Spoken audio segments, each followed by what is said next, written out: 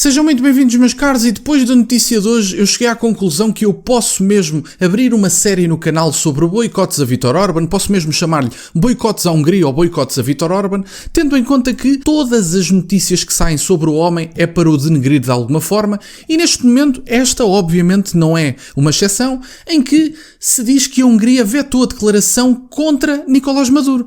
É falso. Todos os deputados do Fidesz, que é o partido de Viktor Orbán, votaram favoravelmente a esta declaração de condenação às eleições de Maduro. No entanto, o que foi noticiado não foi exatamente isso. Vamos então ver aqui esta notícia, que eu acho que é importante falar sobre este assunto, até porque isto é uma condenação fundamental. Estamos a falar de um homem que aldrabou as eleições, quer dizer, um resultado de 132% não pode ser senão uma mentira. Se há mais do que 100%, eventualmente estamos a falar de votos não existentes, de pessoas defuntas, alguma coisa do género.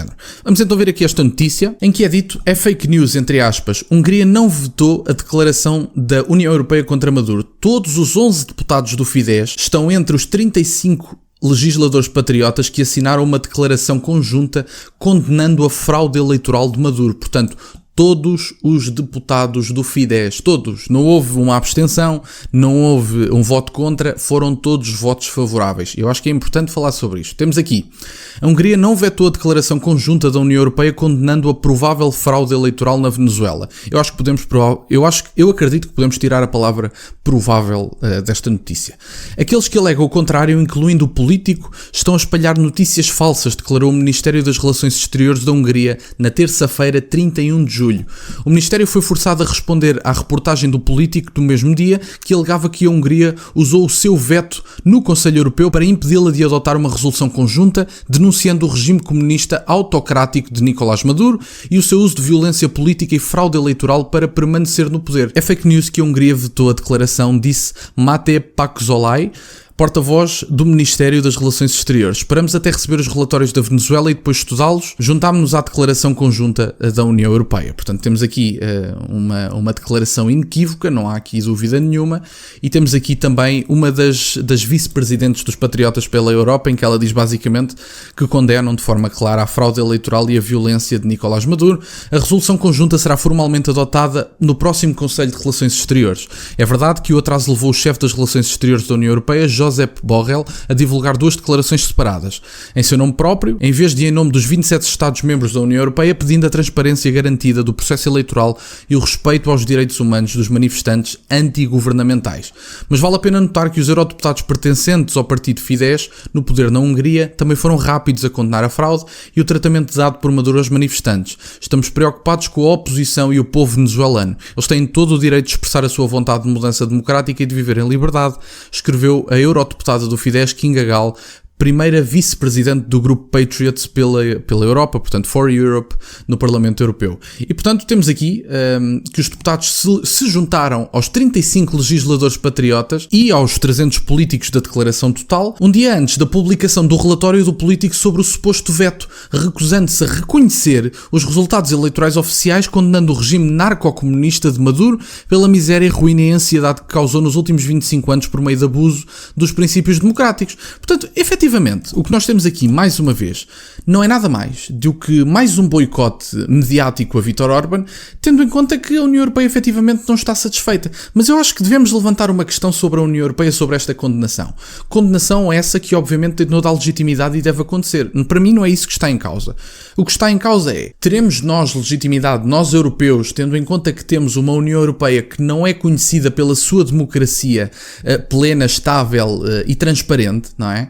Teremos nós legitimidade para condenar vários tipos de ditaduras, sejam elas de esquerda ou de direita, não interessa para o caso. Teremos nós essa legitimidade tendo em conta que dos 7 órgãos principais da União Europeia, apenas um há eleições, que é o Parlamento Europeu, e o Parlamento Europeu nem sequer tem iniciativa legislativa. Portanto, o Parlamento Europeu não pode legislar. A pergunta que eu faço é, tendo em conta que o único órgão principal da União Europeia que é eleito verdadeiramente não tem iniciativa legislativa, temos mesmo nós uma Europa democrática? democrática? Temos nós uma União Europeia democrática? Podemos nós estar a dar lições de democracia a Nicolás Maduro? Quer dizer, eu acho que efetivamente a democracia, mesmo com a União Europeia, está um bocadinho mais estável na Europa do que na Venezuela. Também não é difícil.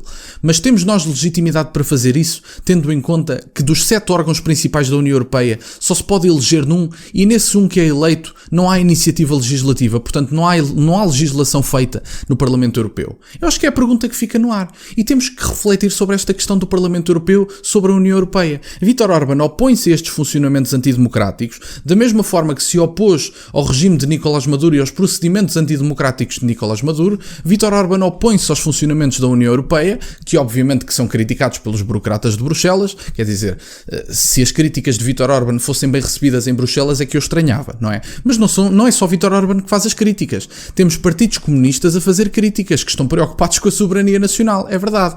Temos Marine Le Pen, que é eurocética. Temos André Ventura, que também está preocupado com o funcionamento da União Europeia. Apesar de que André Ventura difere das posições da Ucrânia e da Rússia dentro do partido, há diferenças dessas opiniões, André Ventura também é um eurocético. Não quer dizer que ele seja anti-União Europeia e que quer sair. André Ventura nunca disse que era anti-União Europeia, mas já falou várias vezes numa reforma, porque tem que ser feita. E eu sinceramente nem sequer acredito numa reforma, porque um sistema que foi feito para produzir uma Europa federalista, uma Europa super-Estado, nunca na vida vai ser trabalhada por dentro. E, portanto, eu só não defendo, quanto português, a saída da União Europeia, porque Portugal não sobrevive sem a União Europeia. Portugal não produz riqueza. Portugal está dependente dos subsídios da União Europeia e, portanto, sendo que Portugal não tem autonomia suficiente para sobreviver sem a União Europeia, por que raio é que haveria eu de defender isso? Eu, enquanto português, não posso defender isso. Enquanto francês, faria essa defesa.